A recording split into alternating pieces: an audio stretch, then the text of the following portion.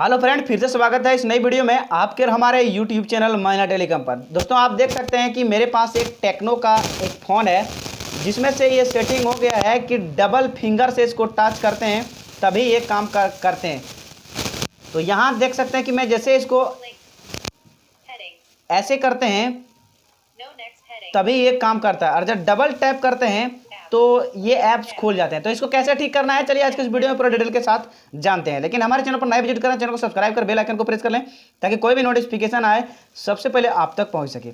तो मैं जैसे वन फिंगर से इसको टच करता हूं तो देख सकते हैं ये कुछ नहीं करता है। और दोस्तों जैसे मैं वन डबल फिंगर से टैप करता हूँ तो ये ऐसे स्क्रॉल होने लगता है। तो आपको करना क्या है, यहाँ से आपको सेटिंग के ऑप्शन पर क्लिक करना है।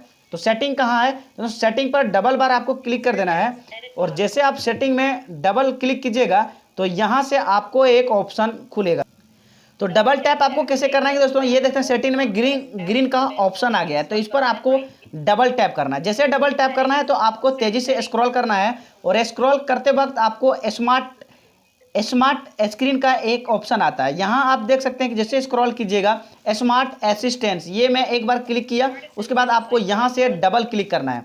जैसे दोस्तों डबल बार क्लिक कीजिएगा उसके बाद यहाँ स्मार्ट असिस्टेंस का सबसे एक्सेसिबिलिटी आता है, इस पर एक बार आपको क्लिक कर लेना है और उसके बाद फिर से आपको डबल टैप कर देना है। जैसे डबल टैप कीजिएगा तो यहाँ से देख सकते हैं कि आप टॉक बैक आया है। टॉक बैक पर आपको एक बार फिर से क्लिक करके डबल क्लिक कर देना है, उसके बाद यूज सर्विस को आपको बंद कर देना है। जो जैसे दोस्तों आप इस पर क्लिक कीजिएगा उसके बाद फिर से डबल टैप कर देना है, ये आपको स्टॉप पर क्लिक कर देना है। जैसे आप स्टॉप पर डबल टैप करके क्लिक कीजिएगा ये स्क्रीन आपका बंद हो जाएगा और आप देख सकते हैं कि एक बार में इसे आप स्क्रॉल आसानी से कर सकते हैं वन फिंगर से। तो दोस्तों आज के इस वीडियो में यही छोटे से नोटिफिकेशन था।